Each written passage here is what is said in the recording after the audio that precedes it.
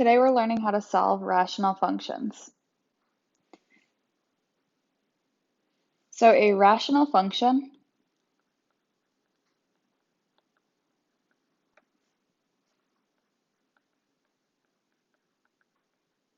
is an equation in which one or more of the terms is a fraction.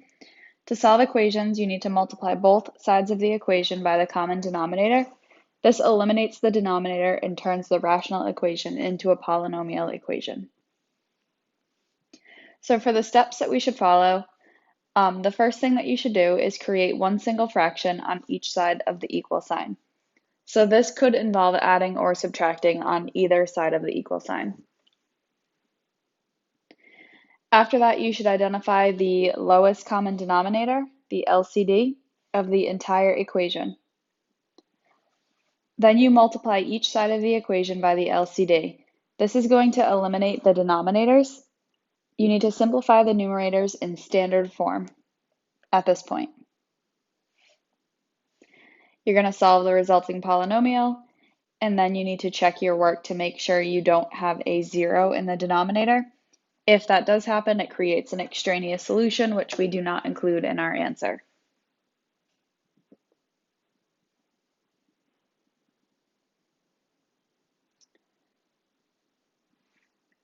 For the first example, here we have x over 3 plus x over 2 is equal to 10.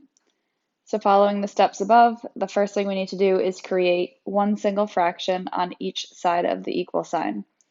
So I'm going to add the two terms together on the left side. In order to do that, we do have to create a common denominator. X over 3, I'm going to multiply this expression by 2 over 2,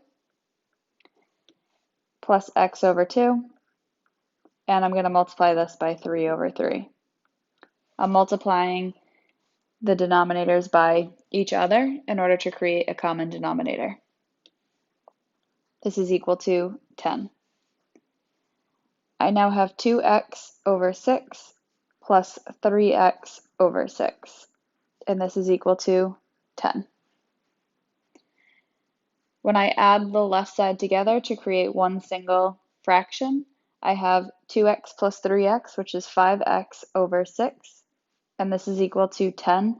Technically 10's over 1, but I'm just going to write 10. So the lowest common denominator between both sides, so between each of these numbers, the lowest common denominator would be 6. You don't have to create a common denominator on both sides, you just have to identify this term and then multiply both sides by this term. That's going to eliminate our denominator on the left side, leaving us with 5x equals 60. Divide both sides by 5, x is equal to 12. And you do have to substitute this back into your original equation and make sure that you do not create a 0 in the denominator, which in this case you should easily be able to tell that you will not. Usually you can do the check in your head. So x equals 12 is our solution.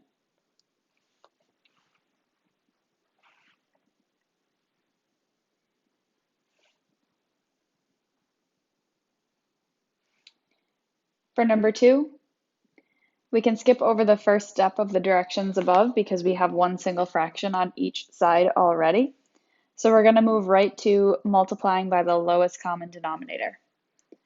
When you have something like this and you have a fraction on both sides, of which the denominator does not have a common term, you could just multiply each side by the combination of the two.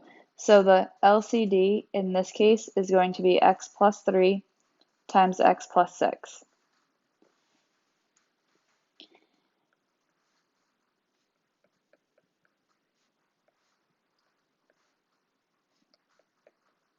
Knowing that that's the LCD, I'm going to multiply both sides by that expression.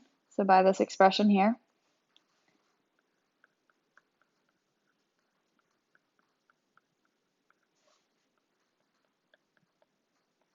Remember, when you're multiplying your numerators, which does allow you to cancel denominators if possible.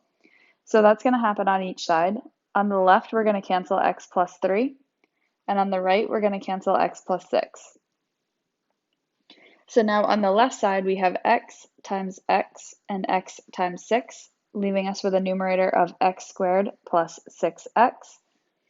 And on the denominator, sorry, on the right side, we are left with 8 times x and 8 times 3, which gives us 8x plus 24.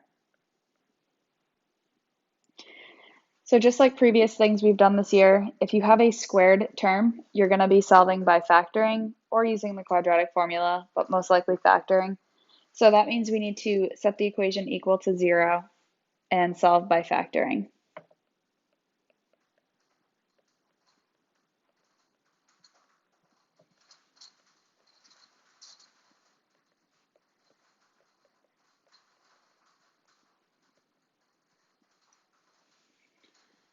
So in order to set this equal to 0, I'm going to subtract 8x from both sides, and I'm also going to subtract 24.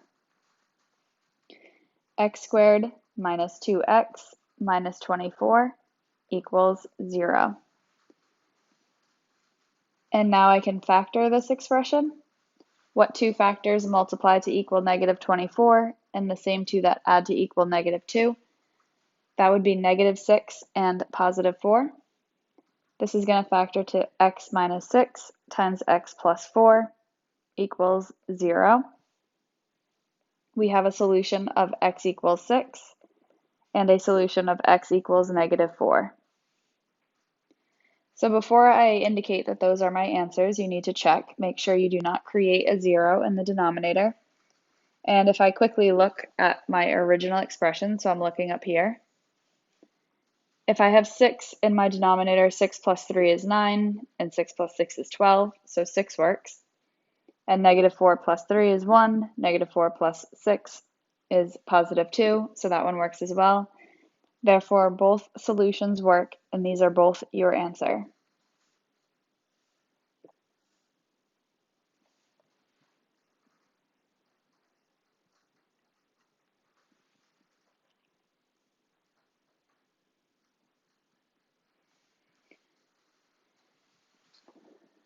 All right, for number 3, we do have all steps to follow here. We have to create one single fraction on the left side, so we need to add these together.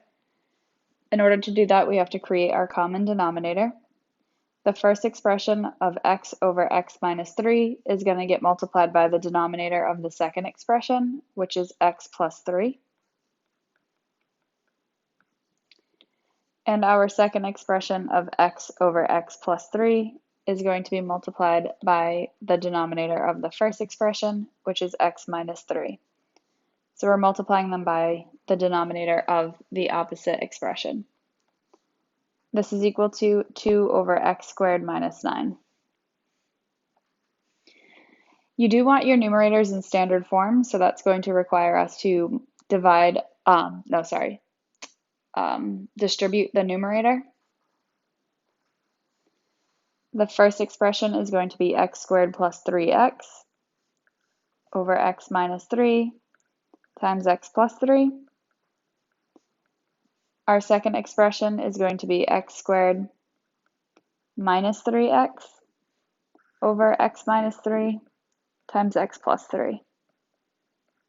This is equal to 2 over, if we factor this denominator, x squared minus 9, we can factor it to x minus 3 times x plus 3. Okay, for our numerators, we can add x squared and 3x minus 3x. We'll be left with just 2x squared over x minus 3 times x plus 3. This is equal to 2 over x minus 3 times x plus 3. Hopefully you can notice at this point that your denominators are exactly the same on both sides.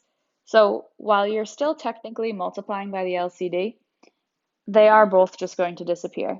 So in this case, our LCD is going to be x minus 3 times x plus 3.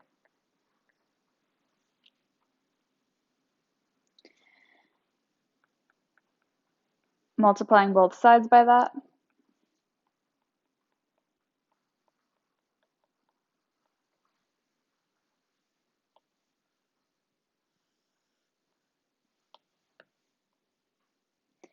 All right, by doing that, we're actually going to eliminate the denominator on both sides. That leaves us with 2x squared is equal to 2. Divide both sides by 2. You're left with x squared equals 1, which you take the square root of. X is equal to, don't forget your positive and negative answer, positive or negative 1. Just check to make sure you don't create a 0 denominator, which hopefully, again, you can clearly check without having to write anything. You will not end up with a 0 denominator, so that is your final solution.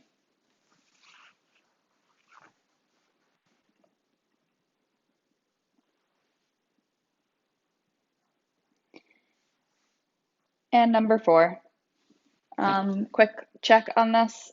Denominators are the same, so you could just eliminate them, or you could write out the step of multiplying by your LCD, which is just x plus 2. But either way, your denominator and your LCD will cancel, leaving you with just your numerators of x minus 1 is equal to x squared plus 2x minus 3. And just like number 2, if you have an x squared term, you need to set the equation equal to 0, factor, and solve. I'm going to subtract x from both sides, and I'm going to add 1 to both sides. 0 is equal to x squared plus x minus 2. So I need the two factors that multiply to negative 2 and add to 1. That's going to be positive 2, negative 1. Our factors are going to be x plus 2 times x minus 1, which give us solutions of x equals negative 2 and x equals positive 1. So check out the solution right here, negative 2. Right away, you need to recognize that if you substitute that into either of these denominators, you're going to end up with a denominator of 0. So that means we need to eliminate this. It is not included in our solutions.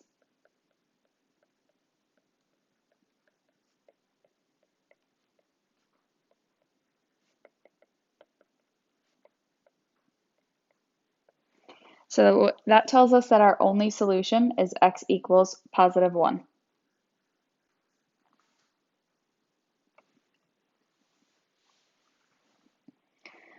Okay, email me if you have any questions. And that's it for today. We do have a quiz on this tomorrow. Hopefully this isn't too much content for the quiz. Let me know if you need anything before tomorrow's class. Have a good day.